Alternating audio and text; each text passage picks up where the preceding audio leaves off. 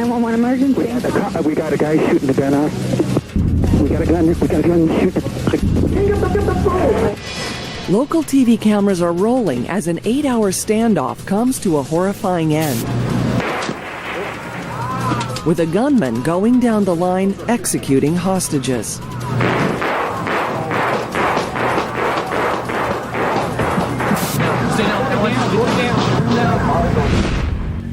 April 4th, 1991, Sacramento, California. 22-year-old Lisa Joseph is inside a Good Guys electronics store with her uncle and cousin. I'm 5 months pregnant, so I had to use the restroom. And my uncle, he was, when I came out, he was closing up a conversation. Then without warning, her uncle pulls her to the ground. And then I hear like gunshots going off, and then I hear screaming, and then I hear like all this chaos. When I look up, I see a gunman holding a 9mm, and he has a ski mask on.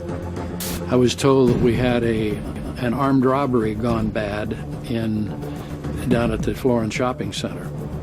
I could hear that they were rounding up a lot of customers, and I could hear the crying kids, and I could hear them saying, "You, lay right here. You, sit right here. You, right here." After receiving several 911 calls, Sheriff Glenn Craig dispatches his special enforcement detail to the scene, and negotiators make contact with the store. If you make me mad, I can kill other people here. Now you better hurry up. I don't want playing around.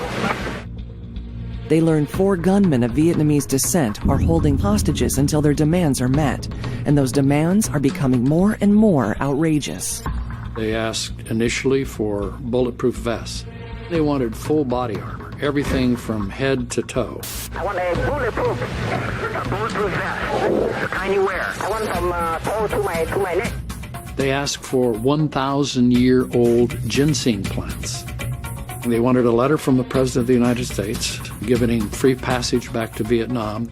They wanted a helicopter big enough to take them and the hostages to Vietnam.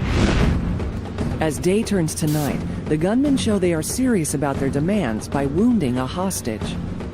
They shot a man in the leg and sent him out to tell us if we didn't provide what they wanted, they were going to start shooting hostages.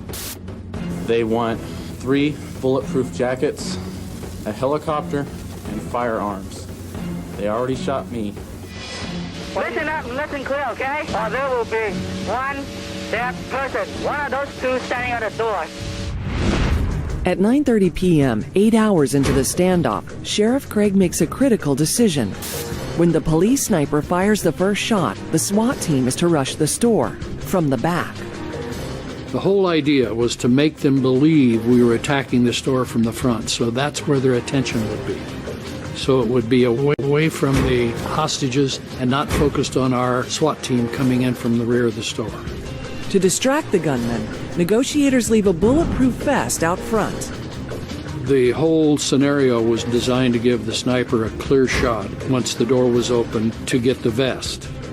But the gunmen don't go out themselves. Instead, they send out Lisa's cousin, who is tethered to an electrical cord. When they sent the woman out to get the vest, that hampered the sniper's ability to shoot immediately when the door was open. And when he goes to send her out, and she's trying to reach for the vest, that's when the sniper takes a shot. The sniper's bullet shattered the front door, but it did not hit the hostage taker. In a split second, the 8-hour standoff explodes.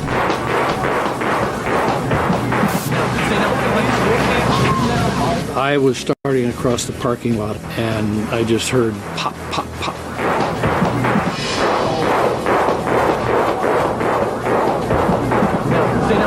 Which was the hostage taker going down the line of shooting hostages.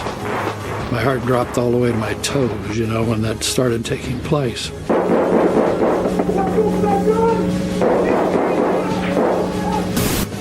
With gunfire spraying in every direction, Deputy Sheriff John McGinnis quickly moves the tethered hostage to safety.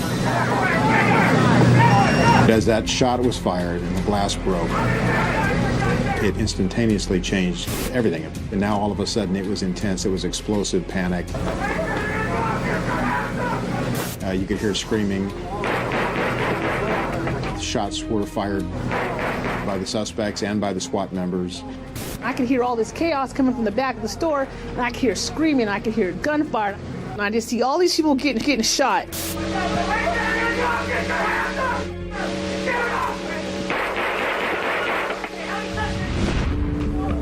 When it's all over, 6 people are dead. 3 of the 4 gunmen and 3 hostages, including Lisa's uncle. While still in the hospital, my grandmother came to see me to ask about her son, which was my uncle, and I had to give her the news. It turns out to be a double tragedy for Lisa's family. Not only is her uncle killed, but Lisa has a miscarriage during the traumatic incident. Decades later, Sheriff Craig still replays in his mind his decision to storm the store. The sad part is that we made the decision based upon the fact they said they were going to start shooting people. If we waited and people were killed, it'd be hard to live with yourself. Storming the place and people being killed was not a lot easier. It's a very, very hard thing to live with. The sheriff said today, given the desperation of the gunman, this was bound to end violently. Unfortunately, the final outcome was 3 innocent people lost their lives. Still, the vast majority of those people who were held there that day were released unharmed.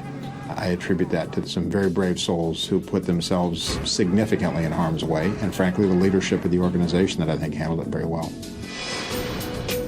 In his February 1995 trial, 21-year-old Loy Koch Nguyen, the lone surviving gunman, is convicted of 3 counts of murder. The motive?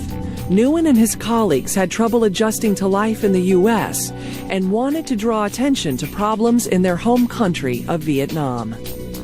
In 2003, Lisa writes a book about her hostage experience, which continues to affect her, and inspired her to devote her life to helping children and crime victims. A victim is someone who complains about something that happened to them.